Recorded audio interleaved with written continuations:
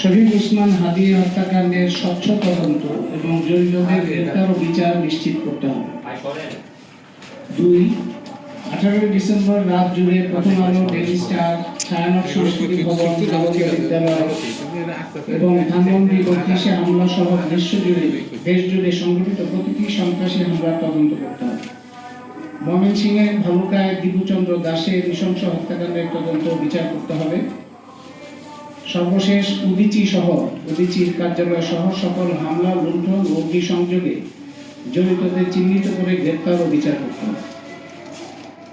3. সরকারকে আইন শৃঙ্খলা পরিস্থিতি উন্নয়ন ও নাগরিকদের নিরাপত্তা নিশ্চিতকরণে সুনির্দিষ্ট ও কার্যকর ভূমিকা গ্রহণ করতে হবে।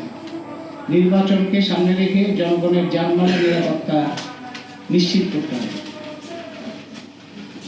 5. জনগণের নিরাপত্তা দিতে স্বরাষ্ট্র মন্ত্রণালয়ের ক্রমাগত ব্যর্থতা ও ঘাটতি এবং জনগণের দৃষ্টি সরাতে নানা রকম অজুহাতে পাইকারি মামলা ও অন্যায় গ্রেপ্তার বন্ধ করতে হবে। অবিলম্বে স্বরাষ্ট্র উপদেষ্টাকে পদত্যাগ করতে হবে। 5. দেশ ও দেশের বাইরে থেকে সংঘবদ্ধ সহিংসতায় উস্কানিদাতাদের অনতিবিলম্বে শাস্তির আওতায় আনতে হবে। 6. শরীফ ওসমান হাদির জানাজা কেন্দ্র করে দেশকে কেউ যেন আরো অস্থিতিশীল না করতে পারে সেজন্য সরকারকে কঠোর পদক্ষেপ নিতে হবে এবং সর্বোচ্চ সতর্ক থাকতে হবে।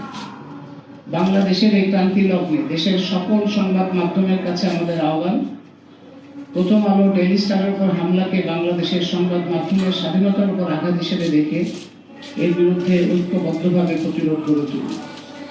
রাজনৈতিক দলগুলোর প্রতি আহ্বান, বিভাজনের রাজনীতির ফাঁদে পা না দিয়ে জনগণকে শান্তিপূর্ণ প্রতিবাদে উদ্বুদ্ধ করুন।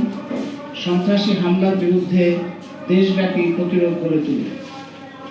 সহনাগরিকদের প্রতি আহ্বান, সহিংস প্রতিশোধ নয়, ন্যায় বিচারের পক্ষে, শান্তির পক্ষে ঐক্য গড়ে তুলুন এবং সরকারের জবাবদিহি নিশ্চিত করুন।